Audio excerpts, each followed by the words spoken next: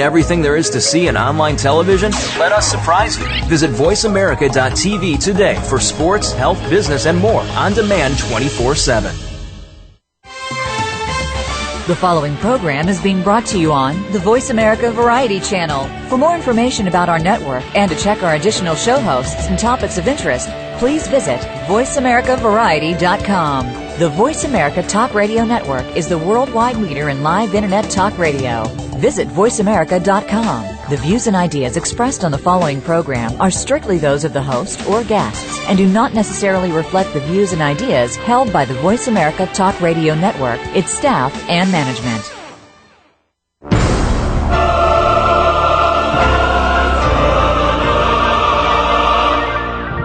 Welcome to Crime Prevention 101 with host Susan Bartelstone. We're so happy you've joined us. Over the next hour, you'll learn the tips, tricks, and vital information that'll help you keep yourself confident and safe. Now, here's the host of Crime Prevention 101, Susan Bartelstone. Good evening, everyone, and thanks for being here with me tonight. You know, back in May, a 90-year-old man testified before the U.S. Senate Special Committee on Aging, their hearings on elder abuse. He told how his stepson had withheld food and medicine from him and his wife, interfered with their finances, yelled, threatened, bullied them to the point where they were effectively prisoners in their own home, trapped, scared, and frustrated. But what was so striking for me is that the man testifying was veteran actor Mickey Rooney, one of Hollywood's top stars back in the 40s and 50s and still well-respected today. But unfortunately, Mickey Rooney isn't alone. The American Psychological Association estimates that millions of older Americans are victims of this kind of abuse and neglect every single year. And many, many, many of them are mentally impaired and unable to speak up for themselves like Mickey Rooney did. And this subject hits particularly home for me since I just had to put my elderly mother into an Alzheimer's facility, really just a couple of months ago. And this was a decision, believe me, that my family and I agonized over for a long time, and one that still haunts and scares me. So, since June 17th is World Elder Abuse Day, I've invited the National Center on Elder Abuse to come on the show and talk about this crime against humanity and what we can do about it, because we can. There are things we can do. June is also National Internet Safety Month, so I've invited a frequent Crime Prevention 101 guest, Identity Theft Prevention Specialist Paige Peterson, who's now actually Paige Hanson, from the LifeLock company, and we're going to talk about the huge SONY Playstation hack and give you some general Internet safety tips. I've got a couple of really neat personal safety products to start you off, to tell you with, and to start us off, I'm speaking with one of my favorite guests, former California sex crimes prosecutor and TV commentator Robin Sax, who's now involved in a child abuse case in Florida where everyone seems to have dropped the ball. Well, this is Susan Bartelstone, and you're listening to Crime Prevention 101, coming to you live from the scene of the crime, the sizzling New York City, where the weather is heating up, but everyone is always cool, cool, cool. So now let's meet Robin and talk about this case. And as I mentioned before, she's a former deputy district attorney. She's prosecuted some of the most despicable defendants in L.A. County. She's a national expert in child abuse and author of several books and a regular TV commentator. Robin, welcome back. Hi there. Thank you so much for having me. Well, now you sent me an email about this case, and this is I just had to have you on when I heard about it. It takes place in Naples, Florida. Why don't you talk a little bit about the case and what's involved? What's involved is a case of a 9-year-old girl whom I'll refer to as Jane Doe, who did what every parent could only hope that their child would do if they were faced with a assault or a potential assault, and that is she went home and she told her parents, she told her dad that something bad happened at school and that her teacher had put his hands on her chest, describing her breast area. It was interesting in the way he describes the story as she described to him is that it wasn't even as though she even recognized that breasts in any way would be any sexual part of her body or that there was any sexual intent whatsoever. She just felt uncomfortable. This happened in class, and she told, and the parents did what you would hope that any parent would do, and that is they went to the school the next day and they, said what's going on, and they told the principal of the school and the head human resources person from the school, and principal said, "Oh my goodness, we knew we should have let Mr. Noyes, who's his name, hug the students."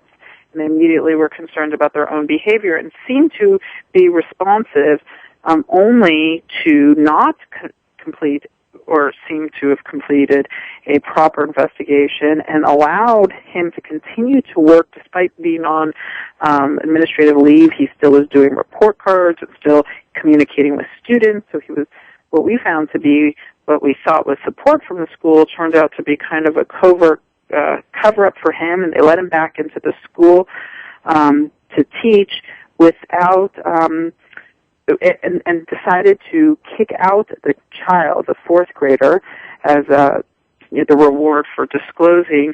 And what we found out in the course of our investigation was that there was an accreditation process that was going on throughout, and so we were wondering, or we can't help to wonder, how much that accreditation process has affected this decision. Yeah, that was amazing to me. They kicked the little girl out. What was the reason that they gave, that she was a troublemaker? Or no, they didn't even give a reason. It was actually crazy. All they said to the parents were, "So where are you going to send Jane Doe to school?" And the parents were like, "Wait, are you kicking us out?" And they're like, "Yeah, that's what we're doing." So it wasn't like they didn't even formally kick her out. They didn't formally dismiss her. As a matter of fact, if you were to talk to the school now, they probably will tell you that they didn't kick her out at all, but in fact they did. And she's going to a different school now, so she is. So she did. And I understand in the email that you sent me that this was a pretty typical case of a pedophile. He was grooming her. She thought of him as his best friend. I mean, this is pretty typical behavior here, identifiable. Yeah, I mean, clearly the number one, weapon of choice with pedophiles is to utilize their personalities and their manipulation, and they begin by grooming, which is to, utilize their charisma and personalities to gain the trust and entrance, not only to just the children, but they spend time, and in this case is no different, grooming the parents. They spend time to make sure that the parents are trusting of them, and and therefore are able to gain access to the kids, and they become the beloved teacher. And like what happens and happened in this case is then they create a scenario where no one could possibly believe that teacher could have done it or that person could have done it.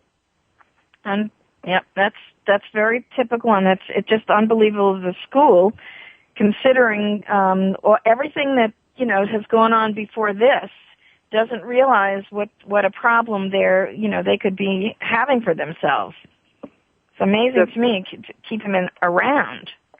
No, and that's the thing is the thing that's unbelievable is, okay, let's say that they did decide that there wasn't substantiated sexual abuse, and that happens, and let's say that there was a question as to whether this happened. The fact that even still under those circumstances, that they would not offer to this child to go to the other fourth grade class or do something to, let us show you what investigation we did so we can, have a very transparent environment. It smells and feels like cover-up all over the place, and if that's not what happened, then all we've ever asked is what is and what is going on, and let's cooperate with the process so we can make sure that the best interests of the children are maintained.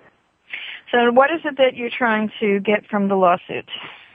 Well, it's interesting. We did not want to file a lawsuit, and I say we, particularly the parents, did not want to file a lawsuit. We sent letters. All we asked for and wanted, I called personally. All we wanted to do was see copies of the investigation that they conducted. We wanted to make sure that they interviewed and how they did, what they made their determination on. We wanted to understand what happened, and we wanted, one of the things as a sex crimes prosecutor, in every case, it's pretty standard when there's a school case to bring together the community or to send out a letter or do something so that parents can then probe their kids to see, if there was any sort of other abuse that potentially has happened to other victims that may be present in the school. And we were curious why the school didn't do that. So because the school didn't call and bring attention to it, we decided we had to. And in order to see if there are other victims or if there's other issues that are coming forward, we want people to feel safe to be able to disclose. Has anyone come forward, or was she the only one so far? You know, we've gotten actually interesting emails. I personally received an email from someone saying, I'm not a victim, but I know there are others out there. Thank you for doing what you're doing. So you can only feel that that was the right decision when that happens. Absolutely. All right. Terrific. Good work, Robin. Thank you. You wrote a book about, you wrote several. The last one, It Happens Every Day, I think was the name of it. That's right. And this is on child abuse and things that you can recognize as these kind of symptoms and things. That's right. I mean, what I talk about is, and it happens every day, and also in my companion book, Predators and Child Molesters, I really go through the realities of sexual abuse and how, you know, what the numbers and statistics are and what to do if, you know, your kid discloses. And the lesson that I teach is that, you know, we really owe it to our children to believe them. That should be our default. Not that all kids are honest and not that kids don't lie, but in order, you know, the numbers and statistics suggest that the number of kids that lie about being sexually abused, if they are lying, is really about denying and blaming and minimizing. A very small amount are totally making it out of the clear blue sky. And we need to recognize that, and with that, with the prevalence, that we have to be a proactive parent and community. I think you should send a copy of your book to the Naples school down there. I'm sure they don't want to see anything with my name on it right now. But probably not, but I think they ought to read it before this goes too much further. I agree.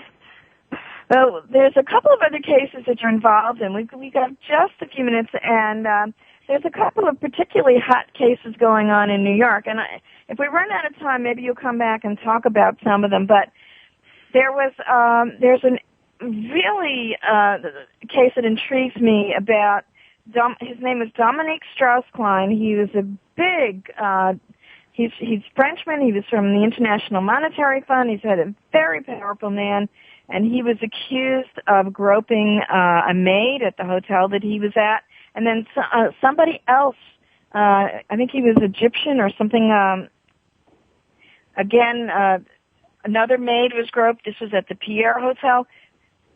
We got it real quick. Any quick take on it? Just a minute or so. We should really talk more about it. The quick take is kudos to the New York Police Department who believe this. Anybody who, you know, this is someone who is a habitual abuser, and I'm not surprised to see this abuse. And there's many narcissistic people who think that they can get away with it. And I'm so proud of these women to come forward so that we can get to the bottom of it. And there is rumors, I don't know if this is true, that Dominique Strauss-Klein's people have gone to her village, she's from West Africa, to try and reach her family members to offer them money to get her to drop this amnesia through money, I've heard it referred to drop her lawsuits. So we should follow up on that. And I know you're involved, you told me, with the this Long Island murder thing. They're finding all these bodies at the end of the tip of Long Island. So maybe you'll come back with me? I would love to. I'd be honored to discuss it all and hammer it out with you. All right, that's terrific. Thanks so much. Thank you. Have a great night. All right, keep me up to date on progress with the case. Let me know what's going on. For more information about what Robin is doing, and please sign up for her newsletter. It's very, very interesting. Go to Robin Sax, SAX.com. If you'd like more information about child abuse or want to anonymously report a case of abuse, check out the National Child Abuse Helpline, and it's childhelp.org, or you can call them 1-800-4-a-child. All right, coming up next, SONY Corporation recently admitted hackers had obtained personal data and credit card information for tens of millions of people registered for their PlayStation network. We're going to talk about protecting yourself online when we come back.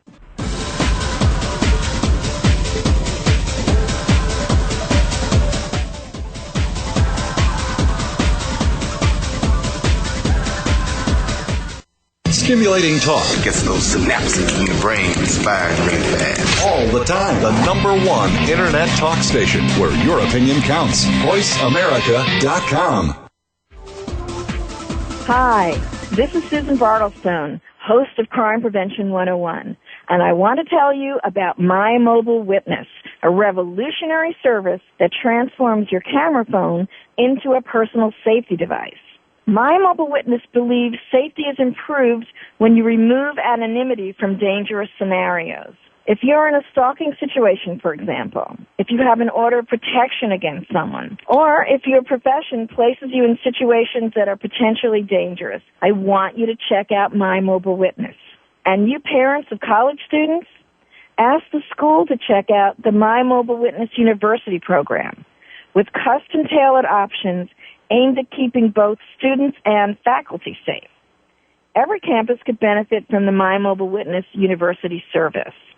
For more information, go to mymobilewitness.com.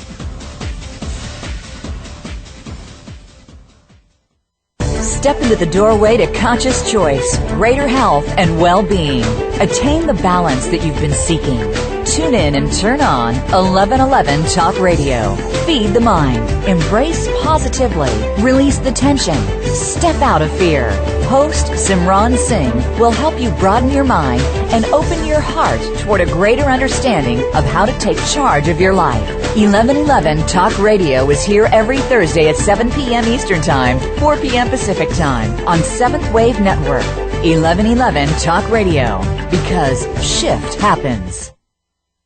Violence, theft, drugs, graffiti, it's all part of joining a gang. In times like these, we need to protect our kids and our community from gangs. Gangs often prey on teens with low self-esteem who perform poorly in school and who seek a sense of belonging. Protect kids from gangs. Know who they're hanging out with. Encourage them to become involved in school activities. Give kids a positive alternative to gangs. To learn more, visit ncpc.org or contact your local law enforcement agency. A message from the U.S. Department of Justice, National Crime Prevention Council, and the Ad Council. Streaming live, the leader in Internet talk radio, voiceamerica.com.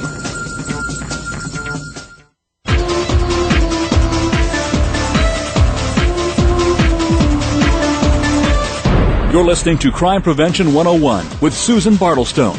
We invite you to share your stories, tips, or suggestions for topics you'd like us to cover, and Susan will address some of these on future shows. Send your story or idea to solutions@fightsafe.com. That email address again is solutions@fightsafe.com. Now, back to Crime Prevention 101 with Susan Bartelstone. Hello there. Susan Bartelstone here. This is Crime Prevention 101, the radio show with an optimistic perspective on a sober subject. Please start tweeting about us. Send out that tweet right now. Let people know we're here. And you know what? You can follow me on Twitter. You can follow me on Facebook. Come and join the movement. Now, it's National Internet Safety Month. Perfect time to talk about the SONY fiasco. And I've got another regular guest with me, Paige Peterson, who I understand is now Paige Hanson. She just got married, and we're going to congratulate her on air. And she is an identity theft prevention specialist with the well-known LifeLock identity theft company. She's their manager of educational programs. And we're going to speak about this, shocking to me anyway, a SONY Playstation hack. So, Paige, welcome. Hi, Susan. Very nice to be here tonight. And congratulations. You just got married. Thank you. 1 month, still going very good. Oh, wow, the honeymoon's still on. That's terrific. I know. All right, let's talk a little about this SONY situation. This was a shock. And for those people who don't know what happened, please explain what's going on with this. Well, in about mid-April, SONY released that they had someone hack their database.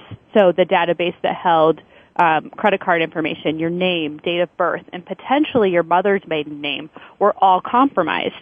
They haven't released whether or not the credit card numbers were stolen, but it's highly likely that they were. So here you have 100 million customers, the SONY PlayStation network, that were compromised. And really, the possibilities are endless when it comes to identity theft and when these thieves are actually going to act on this big data that they just came across. 100 million.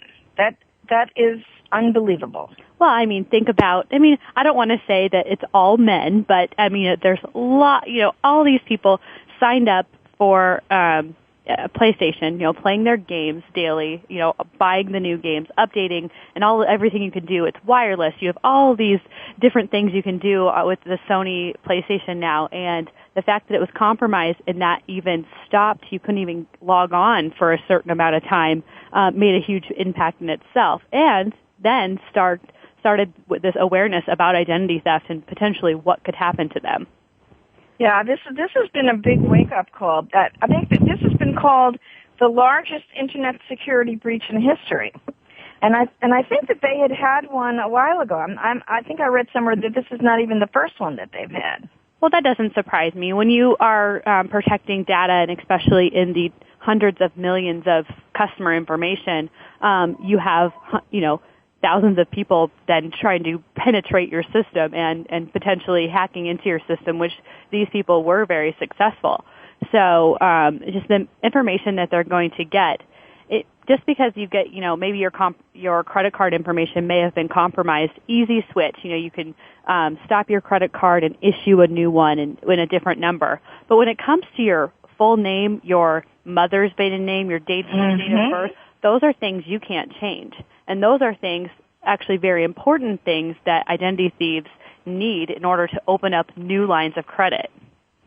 That is correct. People, don't forget, we're not just talking about charging money on your credit card. They can assume your identity, and you might never even be aware of it at least for quite a while. So this is something that you've got. Any Sony PlayStation user, and this their music thing too. I'm not sure how you pronounce this. Creo City was also broken into, and this is really devastating. This could have just enormous consequences.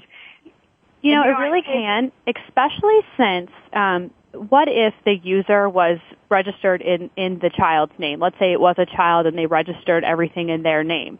I mean, they're not checking their credit more than likely until they get a job, could 16, 17, 18. So it could potentially be, 7 to 10 years later, they're finding out that someone stole their identity or opened up new lines of credit and they weren't paying on it. So it's could be potentially for the children that were compromised, very potentially bad for them. Yeah, this is really scary. And, Paige, I saw an article, too. It was in the Daily News, which is a paper that we have, big paper in New York. And they were quoting a letter by the head of the Sony computer company that they're not even sure this wouldn't happen again because there's no system that's absolutely foolproof. So if I were a Sony user, or if I were, any kind of user, what are some things that I might be able to do? Let's assume I might be one of those people that got hacked. What do you recommend people do now? Well, the first thing I recommend is get your annual credit report that is free for you. So you go to annualcreditreport.com, you get your annual credit report, make sure that nobody has opened up any new lines of credit in your name. And then you need to start kind of making a mental note where you're giving out your personal information, because this is just probably one of the places these people have given out their personal information. Every place you give your information could potentially be compromised. Again, especially since Sony is so large and they're trying to keep track of so many people's information. So if I was someone, I would sign up.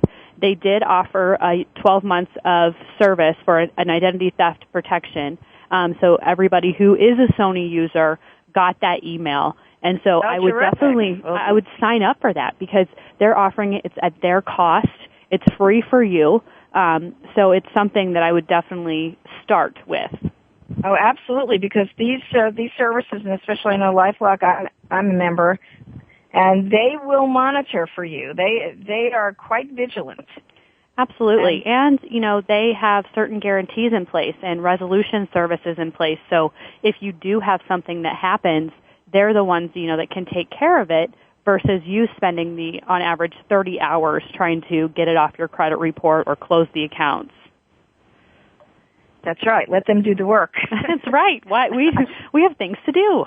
Right, exactly. Exactly. All right, so SONY subscribers, and if you have any questions on this, you can also email LifeLock. I'm sure you've gotten plenty of emails about it as well. Yeah, we certainly have. It was and we're still getting some, but for a bit of time there, it was the hot question, as everybody wanted to know, because they were LifeLock members and they wanted to know what that meant for them. So, we just reassured them that we're still watching your information, using our extensive networks to kind of detect the early application phase fraud that somebody might be doing with your personal information. So it's kind of nice to know that they're thinking of, because sometimes people sign up for a service and they kind of forget about it. So it's kind of nice to hear people are actually thinking of it and being somewhat proactive in the sense. Yeah, absolutely. And I think nowadays everyone should get some kind of online protection. So that leads us to my next topic, where it's National Internet Safety Month. Any general ideas, suggestions about how to shop or bank or use social media? Well, when it comes to shopping or banking, you just need to make sure that you're on a secure, password-protected Internet connection. So if I were to go to any free Wi-Fi spot, that's not password-protected. It's not secure because you didn't have to type in a password. Or generally, if you do type in a password, it's the same password everyone else has. And now there's technology that's becoming more and more popular that will actually, someone could be sitting right next to you in that coffee shop and be looking at everything you're doing because they're on the same network and they have installed this software on there that they can read everybody else's information on their computer. So it's pretty scary. So that's why I say stick to the password-protected Internet. I know that when I'm at work or if I'm at home, I physically typed a password at one time, and now my computer reaches that and sees it. So that's one thing you can do.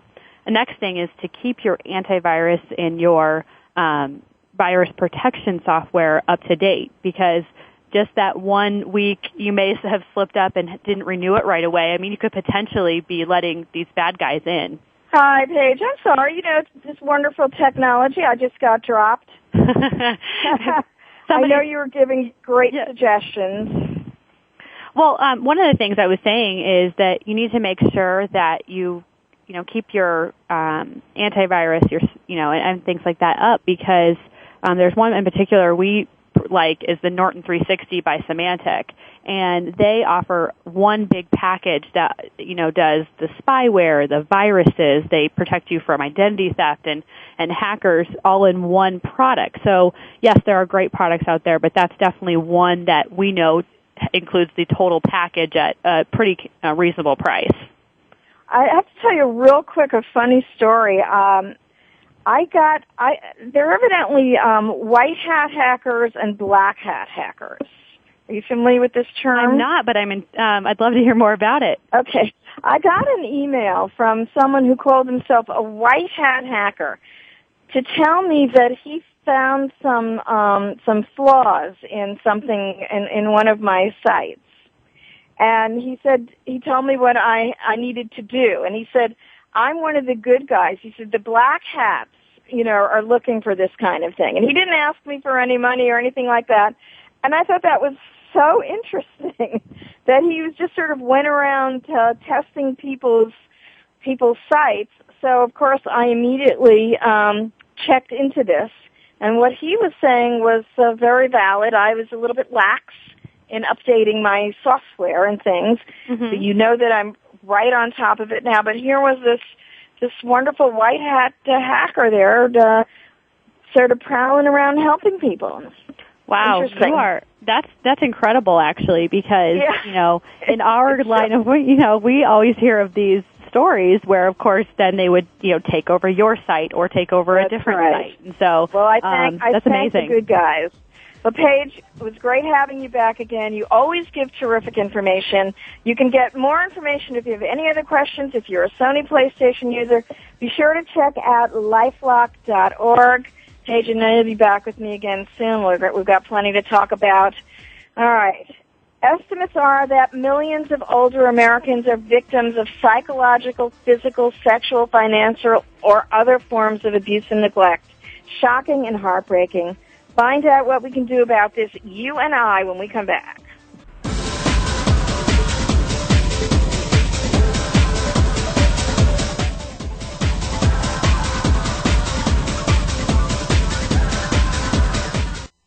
Talk, talk, talk. That's all we do is talk. If you'd like to talk, call us toll-free right now at 1-866-472-5787. 1-866-472-5787. That's it. VoiceAmerica.com. After more than 17 years' experience teaching safety skills to thousands of women and men, crime prevention and personal safety expert Susan Bartelstone concluded that by thinking and responding quickly, ideally within 20 seconds, potentially violent criminal encounters can be prevented. Using techniques from many different disciplines and illustrated by 60 real-life examples and success stories, Susan shows how it's done in her new book, Think Fast and Prevent a Violent Crime: How to Respond to Danger in 20 Seconds or Less. Check out www.crimeprevention101.com for more information. If you think you've seen online TV before, let us surprise you. VoiceAmerica.tv is online now. The leader in live internet talk radio has done it again. Multiple channels, a state-of-the-art viewing experience, live and on-demand programs streaming 24 hours a day. It's exactly what you want, when you want it. VoiceAmerica.tv. From health and wellness to business, sports, and everything in between. Discover our new world. Visit VoiceAmerica.tv now and experience the future of online television. VoiceAmerica.tv. You're walking alone. A group of people is hanging out just ahead. Suddenly, they surround you. Hey, yo, where you going? Come here. Before you know it, you're being robbed. It's called a pack robbery, a robbery involving a group of assailants, and it can be violent. In times like these, trust your instincts. Don't become their next victim. Avoid suspicious groups. Avoid desolate or poorly lighted areas. Be aware of your surroundings. To learn more about pack robberies, visit ncpc.org or contact your local law enforcement agency. A message from the U.S. Department of Justice, National Crime Prevention Council, and the Ad Council. Stimulating talk. It gets those synapses in the brain firing really fast. All the time. The #1 internet talk station where your opinion counts. VoiceAmerica.com.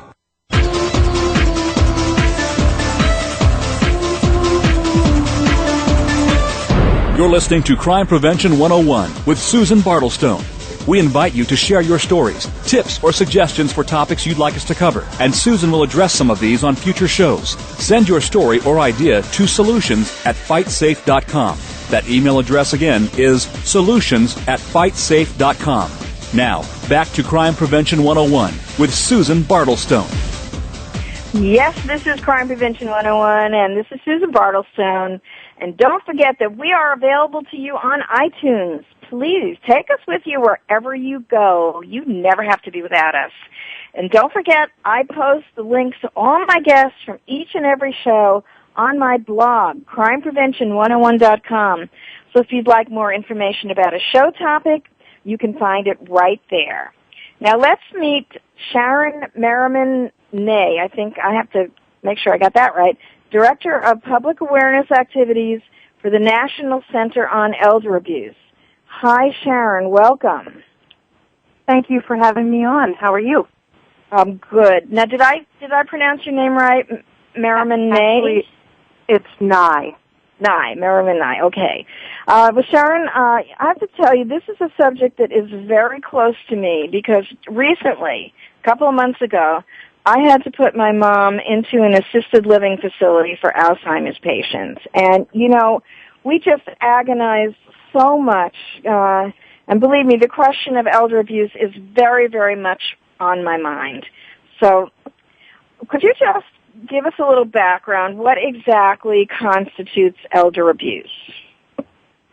Well, when we talk about elder abuse, we're talking about a number of different things that could go on. We may be talking about physical abuse. We might be talking about neglect or self-neglect, financial exploitation, and also, unfortunately, sexual abuse. And these things can happen in a community setting, you know, where individuals are still living in their own homes or with family members. It can happen in a nursing home or an assisted living facility as well. Mm-hmm. So it really does cover a number of different kinds of things that can happen. And unfortunately, in many instances, it's happening at the hands of people who are known and trusted by the older individual. I was just talking at the top of the show. Someone sent me something about Mickey Rooney. the actor, being a victim and testifying at before the Special Committee on Elder Abuse. It's just shocking to me. It really is. Mickey Rooney, as we all know, he was a very famous person. He still is a very famous person. And he actually grew up in the eyes of many of our older individuals today. And I think because of that, what happened to Mr. Rooney is that he was allegedly financially exploited and also neglected and emotionally, I think, abused. And he went before Congress and talked about these things. And it really empowered a lot of older people and a lot of family members to come forward, because one of the greatest problems with elder abuse is that it is very, very much in the shadows. What is your estimate? How big are how many people? I think I've heard millions, but we do estimate that somewhere between 750,000 to 3.5 million individuals in the United States alone have been victimized in some way. And there are many experts that think that that's an underreporting, because traditionally very few individuals come forward to report. At one point we thought maybe 1 in every 6 individual cases were reported, but there was a recent study in New York State that suggests it may be far fewer cases that ever come to light. Really? So that it might even be more than 3.5 million? Yes. And it's important to remember, too, that folks can be abused in more than one way at the same time. For instance, greed quite often derives financial exploitation, but in order to get to that, to being able to have access to an individual's money, there may be threats, there may be physical harm, there may be, the caregiver or other family member may neglect the older person's needs in order to get to their money. So, it's a very tangled sort of situation in many cases. Yeah, and I know, for example, my mom, who has Alzheimer's, she's pretty delusional. And she says things that we know are not true, and we wouldn't even be sure if she was telling us the truth if she said somebody was doing something to her, because she does say things. She thinks people were after her, things like that. I think that's another part of the problem, that you really don't know what to believe from these people sometimes. I think you're right, and we do know that actually people with dementia are at very high risk for being mistreated. And what we always say is that you want to listen to the person's story and check it out, but you also, in a case such as that, you want to look for other types of symptoms or evidence, or maybe even something like a change in that person's behavior, maybe an indicator that something's not right. And even if someone is delusional or has dementia, you still want to follow through and check it out. You want to go through and hear the stories. I was recently at a conference where people were talking about elder sexual abuse, and it's something that's so foreign, and that is a relatively rare type of elder mistreatment.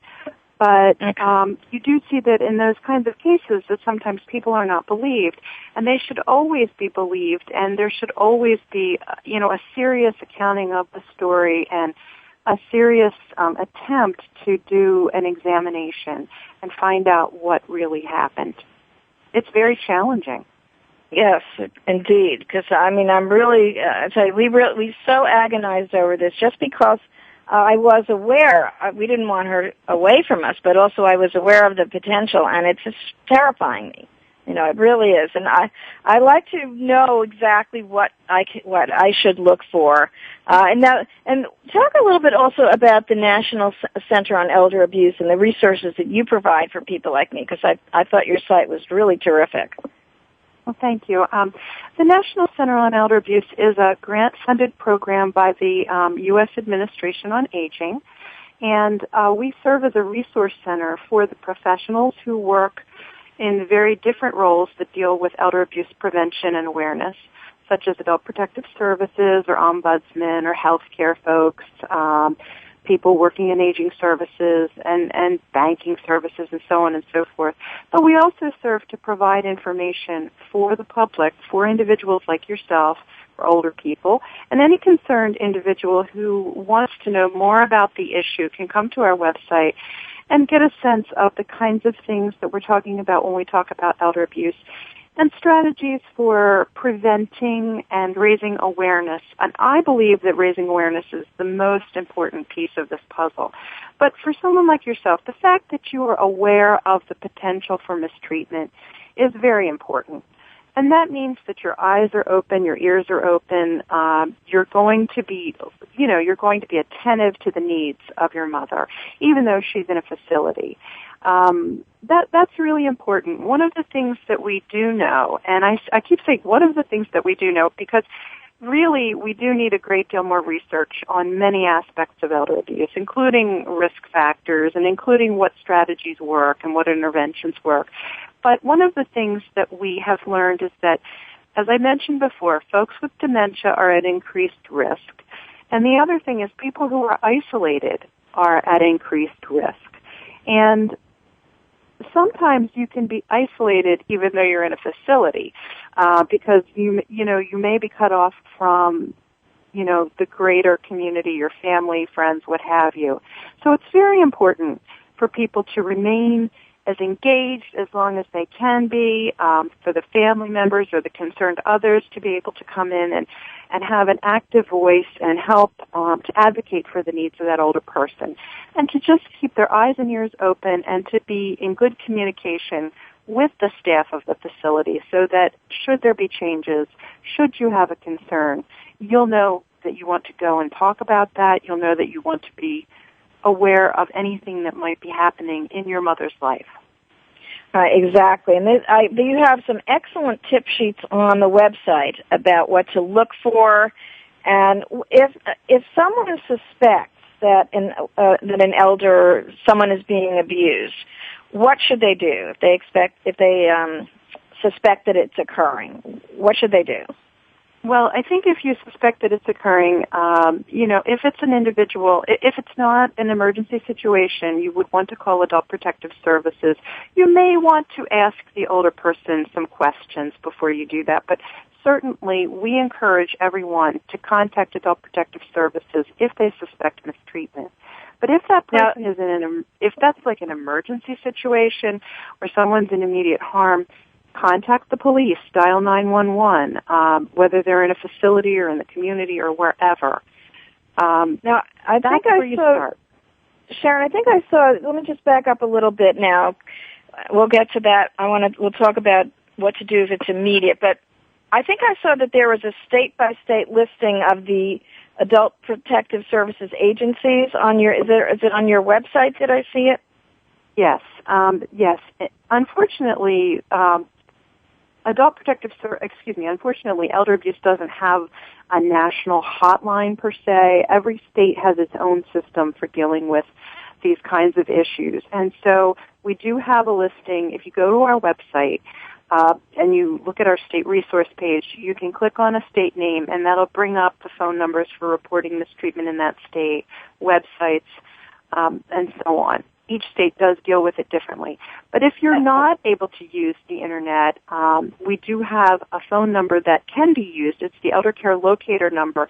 And this is also a service of the Administration on Aging, and they provide phone numbers not only for Adult Protective Services, but for other services that may be very helpful in allowing an older individual to have independence and to stay in the community and to help families to provide care. And that Elder Care Locator number is 1-800-677-1116. It's not a hotline, but it is an information and referral line. Okay, give it again, 1-800-677-1116. 1116, and that's the locator, Elder Care Locator. And give out your website also. It's on the World Wide Web, ncea.aoa.gov. Okay, and I'm going to post a link to it on my blog, Crime Prevention 101. And one other important question, can you report suspected elder abuse anonymously? Because I know a lot of times you don't want to be the one to turn in the family member who you think is abusing another family member, or, you might be afraid to report abuses, because the person could be dangerous if they know that you reported. Can it be done anonymously? I believe that you can report anonymously in most states. However, the intake worker, when you call in, would always like to have contact information, and those reports are kept confidential. So even if you do provide your information, you can be sure that they will not be divulging who called. Terrific. When people are calling in, we do want to have as much information as possible about the specific situation, where the individual is, what's happening, how old that person might be, whether they have disabilities, what kind of a living environment, and so on and so forth. All right, terrific, because I think that is a lot that, there are people that just don't want to start trouble in the family or could be afraid to report it, and I think it's good to know that they might have that option. And Sharon, I don't want to forget what you said. If you see immediate abuse and someone's in danger, call the police. Mm-hmm. Yes. Report it right away, and don't wait. Right. All right. Well, thank you, Sharon, for being with me. For more resources, I want you to check out and information. Check out their website. It's ncea.aoa.gov. And I want you to stay right where you are. When we come back, I've got 2 personal safety products that I think you're going to love. We'll be right back.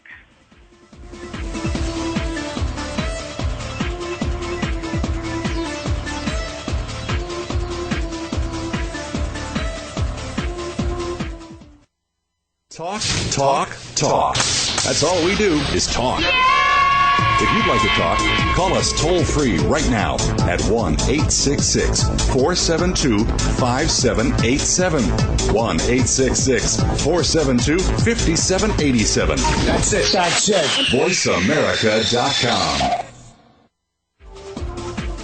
Hi, this is Susan Bartelstone, host of Crime Prevention 101.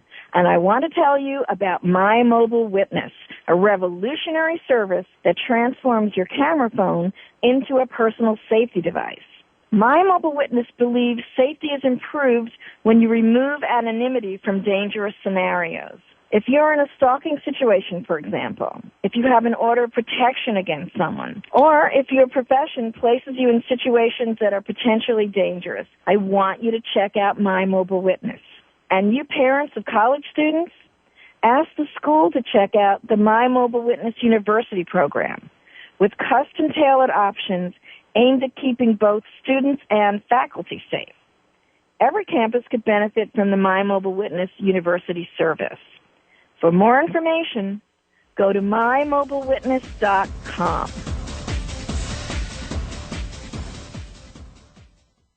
Every day, people are afraid to report violent crimes. In times like these, choosing to report a crime or helping the police can be a difficult decision. A no-snitching culture has sprung up in our communities, making it unpopular and sometimes even dangerous to report a crime. Do the right thing by calling 911 or your local crime tip line. If you're the victim of a crime, report it. If you know about a crime, report it. To learn more about how to do the right thing, visit ncpc.org or contact your local law enforcement agency. A message from the U.S. Department of Justice, National Crime Prevention Council, and the Ad Council. After more than 17 years' experience teaching safety skills to thousands of women and men, crime prevention and personal safety expert Susan Bartelstone concluded that by thinking and responding quickly, ideally within 20 seconds, potentially violent criminal encounters can be prevented. Using techniques from many different disciplines and illustrated by 60 real-life examples and success stories, Susan shows how it's done in her new book, Think Fast and Prevent a Violent Crime, How to Respond to Danger in 20 Seconds or Less. Check out www.crimeprevention101.com for more information.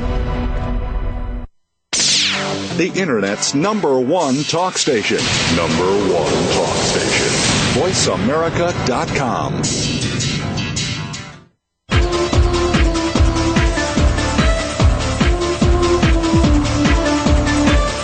You're listening to Crime Prevention 101 with Susan Bartelstone.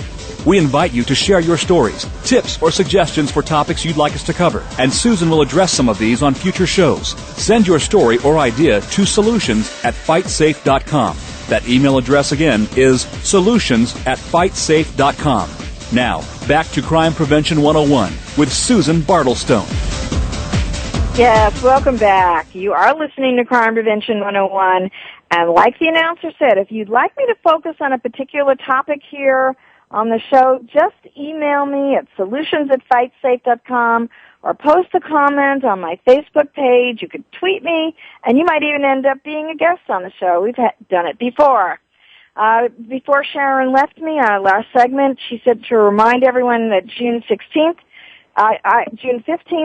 is World Elder Abuse Day, and you can get more information on that from www.inpea.net. World Elder Abuse Day. Please make sure you check it out. All right, now I got a couple of personal safety products for you I like to talk about. I think these are pretty good, and in light of what we were talking about, first one is called LoJack for laptops, and it's from the Absolute Software Company. We were talking about internet safety. A lot of laptops get stolen, evidently, according to the Absolute Software Company. And this LoJack, it's a kind of a software that you buy, and it's like a burglar alarm account. You know, you open an account with them, and they are monitoring it like a LoJack for your car. And it allows you to remotely locate your laptop anywhere, lock it, and you can immediately delete any files that you particularly don't want people to see. So if you've got bank account information or social security numbers or passwords on your laptop, you can actually delete those files right away. And the Absolute Software people quote stats on their website every 50 seconds. That's just about every minute somebody's laptop is stolen. I had no idea. They also have a theft recovery team, which is composed of former law enforcement professionals, and they can gather forensic information using this LoJack software and work with the police department to actually recover the stolen or lost computer for you. And to date, they say that they have recovered nearly 20,000 of these devices in more than 75 countries. Prices for the service start at $39.99 for a year. So that is pretty good. And it is www.absolute.com, LoJack for laptops. Then the other personal safety device I've got for you, it's called Let's Be Safe. And then the letter B, Safe. It's a book by Brenda Zofrea, Zofrea, who's an educator and a child safety specialist. This book not only teaches personal safety, but it improves literacy. And what I really like is that they will provide free books for schools. They have partnered with the National Crime Prevention Council and the McGruff the Crime Dog, the Safe Kids Total ID System. So if you present a McGruff ID program in your school, they will send you free copies of the Let's Be Safe book. And this book takes you step by step, tells you what law. We talked about pedophiles before in the opening part of the segment, that case in Florida, tells you 100% in rhyme with realistic information, the most common lines that the pedophiles use to groom children, to set them up for sexual abuse. It's got a parent-teacher review guide, got a certificate. They have a little bee plush toy that reinforces the lessons. But they have provided over 7,000 books in Florida alone. I think they should send them to this Naples school district, mind you. But in any way, it's called Let's Be, the letter B, Safe, and it's letsbesafe.com. So check it out, especially if you are a school district and you'd like to get involved with this for your school and get some of those books for the school. I like that idea. They're for young children. All right, and I want you to remember last week the Door Devil with DoorDevil.com people. I mentioned them. They will give a free door devil. It's a really strong, secure lock for your door. If you're in a domestic violence situation, if you're in an abusive situation, they will send you a free one if you're a listener to this show. So just email me, solutions@fightsafe.com, and give me a little bit of an idea of your story, and I will forward it over to the door devil people, and we'll get you a nice, secure lock for your door. If you've been broken into and you're nervous about that kind of thing happening again. All right, well, you know what? We're coming down to the end. And I think we're going to do a wrap on it for tonight. So please don't forget, we'd love to hear from you. Post your comments and give me show suggestions. Talk to me. I love to hear from you on my blog, crimeprevention101.com. You can catch me on Facebook or Twitter. I'm looking for stories for the show, so maybe we can use you on the show. Don't forget to tell your friends about us. And don't forget that you and I will be doing this again next week, same time and same place. It'll be a crime not to listen. So stay tuned and stay safe.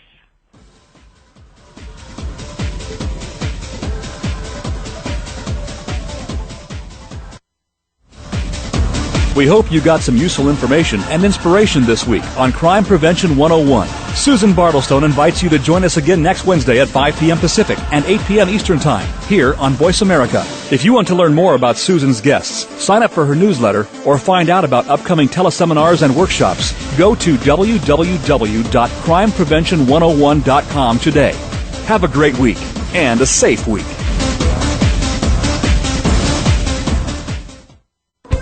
Thanks again for listening to the preceding program, brought to you on the Voice America Variety Channel. For more information about our network and to check out additional show hosts and topics of interest, please visit voiceamericavariety.com. The Voice America Talk Radio Network is the worldwide leader in live Internet talk radio. Visit voiceamerica.com. The views and ideas expressed on the preceding program are strictly those of the host or guests and do not necessarily reflect the views and ideas held by the Voice America Talk Radio Network, its staff, and management.